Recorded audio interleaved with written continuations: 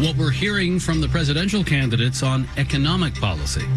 Marketplace Morning Report is supported by C3 Generative AI. Verified, traceable answers, secure, hallucination-free, LLM-agnostic, IP liability-free. C3.ai. This is Enterprise AI. I'm David Brancaccio. Going into the September before the November election, Vice President Kamala Harris and former President Donald Trump are highlighting some of their economic policy pitches. Marketplace's Nova Safo is here with more. Yeah, good morning, David. We heard quite a bit from both candidates yesterday. Let's start with Kamala Harris, who appeared in her first sit-down interview on CNN, and she stuck to her broad economic message that she will focus on lowering costs for the middle class. That includes helping first-time homebuyers and families with newborns, both in the form of tax credits. No details about her promise to end taxes on tips, which Donald Trump has claimed as originally his idea, or on the promise that got her a lot of attention before the Democratic National Convention, that she would crack down on price gouging at grocery stores. And what are we hearing from Donald Trump in the last day? Yeah, he's been making his own statements. At a campaign event yesterday, he said parents of newborns should be able to deduct some of their related expenses without offering details. That sounds at least like the child tax credit proposal Harris has made. Trump also said IVF treatment should be paid for by government or health insurance. He did not elaborate. IVF has gotten tangled up in the abortion debate. Trump has also been honing in on U.S. energy production as a major campaign issue. And an advisor to his campaign said that he would rescind many of the Biden administration's clean energy rules. I'll note that during Biden's presidency, David, U.S. and oil gas production did hit record levels. Nova, thank you. We just got the Federal Reserve's preferred gauge of inflation. Personal consumption expenditures for July is in line with June's, meaning year-over-year prices went up the expected 2.5%. Pretty tame. S&P futures are up 0.3% now. NASDAQ futures are up 0.6%. The 10-year interest rate is up just slightly, 3.88%. The Paralympic Games now underway in Paris. Wheelchair tennis and rugby, along with para swimming and cycling, are among the competitions this first week. NBC, the Games' U.S. broadcast partner, reports Paralympic ad sales are up 60% over the pandemic Tokyo Games back in 2021. Here's Marketplace's Savannah Marr.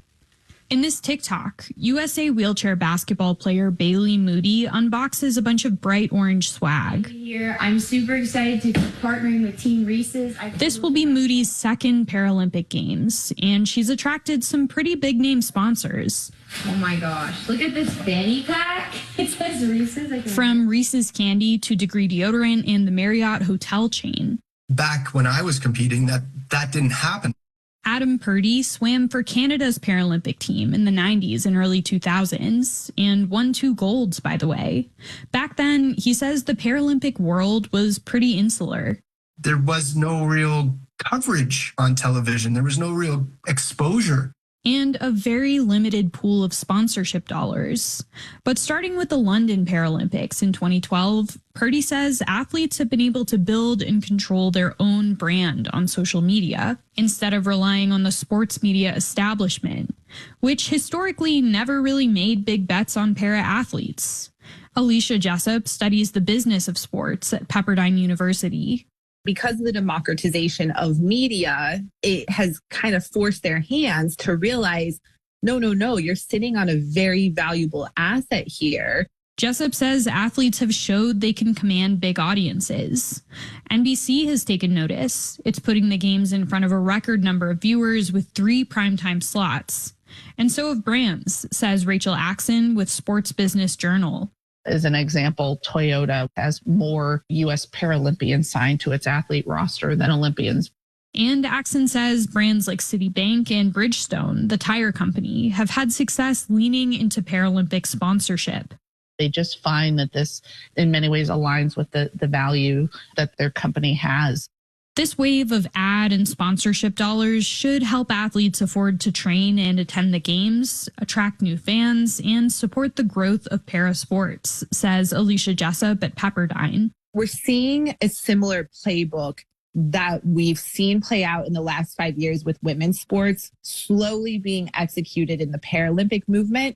And Jessup says new fans of parasports could help pressure national Olympic committees and the IOC to make bigger investments. I'm Savannah Marr for Marketplace. Marketplace Morning Report is supported by Progressive Insurance. Progressive is currently looking for individuals in a variety of career fields who are interested in building a career and joining an inclusive and unique culture. More information, including application, at progressive.com/careers. If you live in a heavily college town like Boston, Labor Day weekend can also be moving day. Many of Boston's rental housing units start their leasing cycle on September the 1st, specifically. One big, complicated day. Here's Marketplace's Daniel Ackerman. September 1st has been Boston's unofficial moving day for more than a century. Why has the date stuck around? Well, in Boston, we have a natural initiation point, which is the start of the school year. It's a college town, says John Gruber, professor of economics at MIT. But tens of thousands of students needing rentals at the same time in the same city causes some challenges, or in economist speak, congestion costs. You can't fit them all in the apartment at the same time. You can't all get moving trucks to move in that same day. Not to mention the already crowded, narrow Boston streets, which devolve into sheer chaos, says Adam Gurin, professor of economics at Boston University and a veteran of the September 1st move.